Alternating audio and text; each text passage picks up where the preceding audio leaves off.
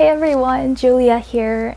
I wanted to share an update with you because something big has happened to me. At 29 years old and 6 years into my career, I made the decision to quit my job without even securing another one first. I'll give you a glimpse of what happened. So, fresh out of college, my first job was at the overseas sales division of a B2B manufacturer. I was really shy and I was also very young and inexperienced, which is why people tried to talk me out of taking this first job. But to me, the job market in Korea was not very good at the time, and the prospect of having to keep searching for a job was worse than having to take a really challenging job. And this is why I decided I needed to make the most of this job offer. My job was to take orders from the customer and produce sales for manufacturing, and I would ensure the development and production of their desired products. Overseas sales was really challenging, but it was also exciting and fulfilling. I went on business trips, really big meetings. I hosted a company webinar, and I was even at recruiting events to recruit more people to overseas sales. My customers and bosses really trusted me, and I happily found that I wanted more. But as responsibilities became heavier, the fun kind of started wearing out, and stressors became really intense.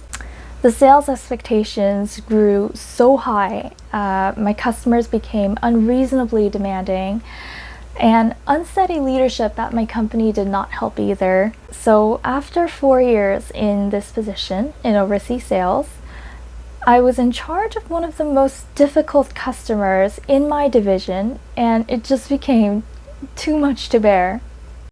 And I was going to be promoted in the upcoming year, and at this point I really questioned my worthiness as an overseas salesperson, because if I couldn't stand the pressure at 4 years, what would happen in the next 4 years or 8 years when and my company, by the way, encourages team transfers, and I was thinking about applying for another team other than overseas sales.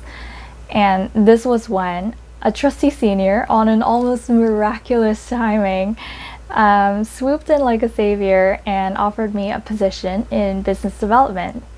I felt like this was the chance to really jumpstart a new career outside of B2B overseas sales, so I took the leap.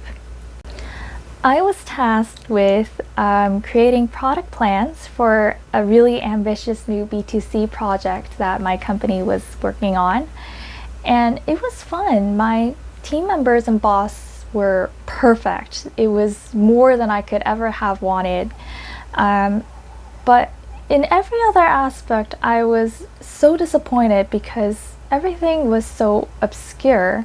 The business model was extremely complicated and far-fetched, and definitely not rewarding because obviously it wasn't producing any outcome. On top of that, I was given a variety of seemingly irrelevant roles because we were such a small team working on really big dreams. I felt like the wide span of R&R and unrealistic goals were a setback for my career, because I would be left with no specialty, no performance, and no tangible results to put into my CV. Through this job, I recognized the potential in B2C rather than B2B, and I was hungry for a job that was a little bit more specific than the one I had. So I decided to look for a new job elsewhere at a different company. That's when a renowned corporate giant in the B2C sector offered me a significant pay raise. I accepted the offer on this one and only attempt at a new job, but looking back, I think I should have gone to more interviews. I'll tell you why. My pay raise had its reasons. I thought the pay raise was really big, especially coming from a big corporate giant in Korea, because they don't usually offer raises that high. But had I known their sky-high expectations in advance, I think I would have called for a higher raise. I came with several years of work experience, right? So they expected perfection, they expected outcome and insight as soon as I arrived. But for me, it took more than a month for me to just get used to the new working ways and the company culture. Another setback was that I still had the DNA of an autonomous salesperson, whereas my new job really required close-knit and intense teamwork and a fair amount of office politics to get work done. So basically, they knew and I knew that I didn't fit their needs for skills, working ways, or personality, and I just wasn't a very good fit for the company culture. And with all the pressure I was under, I started to get really sick really often. So I have a chronic autoimmune disease called ulcerative colitis, which is like a stomach flu, except that it's 10 times worse and you never fully recover.